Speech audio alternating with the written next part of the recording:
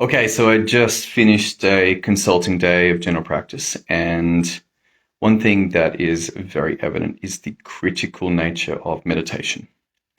Now, some people, I live in the Northern Rivers, meditation is very common up here. People do a lot of it, they value it, and I would say it's critical.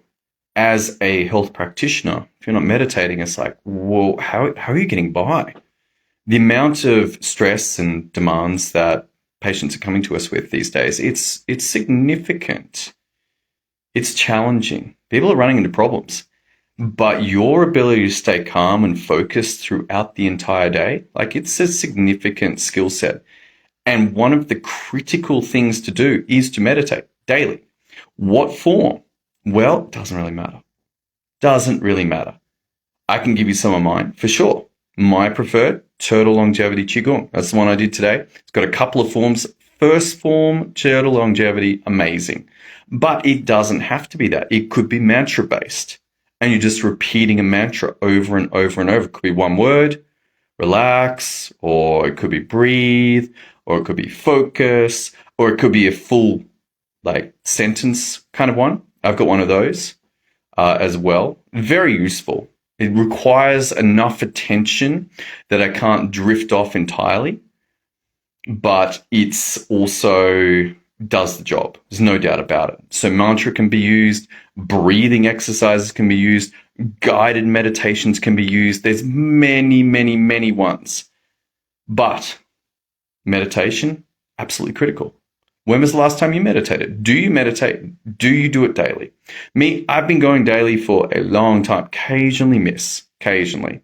But to me, there are two practices that underpin the ability to function under the extreme conditions that we are now operating in. Like, this world's getting pretty out there. The AI. Had a conversation with my sister, my little sister, and she's like, hey, the universities are cracking down. They've now got AI software to detect the AI.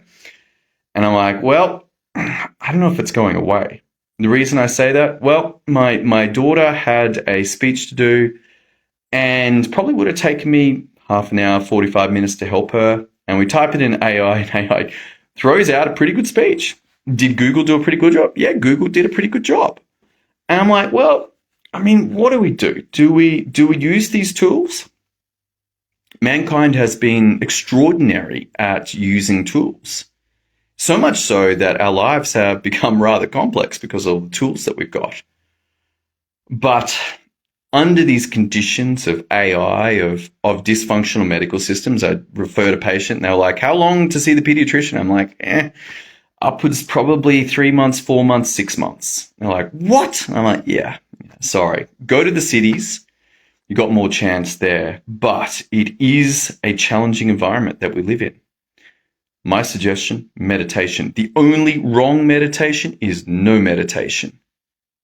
How long should you do it for? If you've never done it before, start with 5 minutes. 5 minutes a day. Can you find 5 minutes? If you can't find 5 minutes in your day, then that is a concern. Like, what are you doing?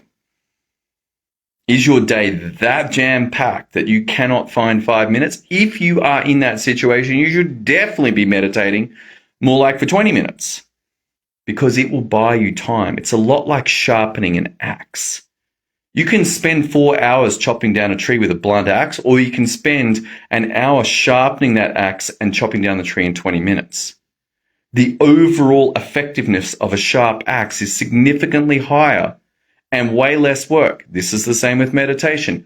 Calms the mind, brings you to focus, allows you to get through the day. Our patients are stressful, like they really are. Maybe yours are not.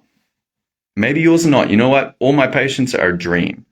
They know exactly what's going on. They're great historians. They do what I tell them. They're meticulous in their pills. They're not overweight, but most patients are not that, in my experience. If you have those patients, you should feel very blessed that they are your experience. Like, whoa, whatever you're doing, please let me know. Send me an email at drtom@graduatemedicine.com and say, hey, Tom, all of my patients are awesome. I am not stressed. I have an awesome line. They all pay their bills. They love me. It's awesome.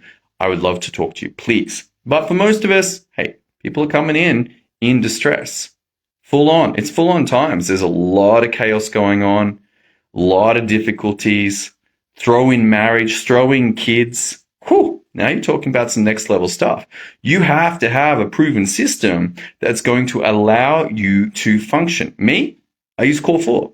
What's Core 4? Core 4 is a series of steps done on the daily, one of which is meditation. And it's got a score. It's got a half a point for meditation. It's like really helpful. Half a point for writing some stuff down. Why is that important? Because the pace of life is so intense. I had a memory flash up from the computer system that does this, and it had COVID day 5. COVID day 5. I was like, whoa, check that out. Check that out. COVID day 5. I think at the time we had no idea what we were in for. 2 years in Melbourne, 2 years of lockdowns. Woo-wee. It definitely had some effects on people, let alone floods. And then I got a couple of friends over in Maui. Maui's burning at the moment. Very reminiscent of the flood experience. And I wanted to let them know that, hey, it passes. And eventually things get back to normal. If you come up here to Mullumbimby right now, things are pretty good. But at the time, devastating. Devastating. And they've got that right now in Lahaina. But meditation, critical for us as health professionals. Find your jam. Find what you like. Try them out. Typically, sitting and watching the breath is the hardest. There are meditations that are easier than that, and they are just as effective. How often should you do it?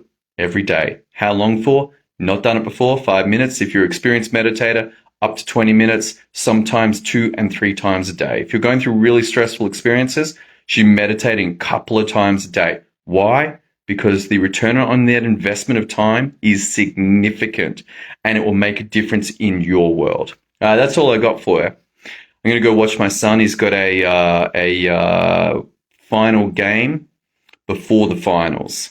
So they're playing another team at Bangalore. Should be a good match. Now with the women's soccer over, we'll see what happens. But great to see him out there. We surfed this morning. Life is good.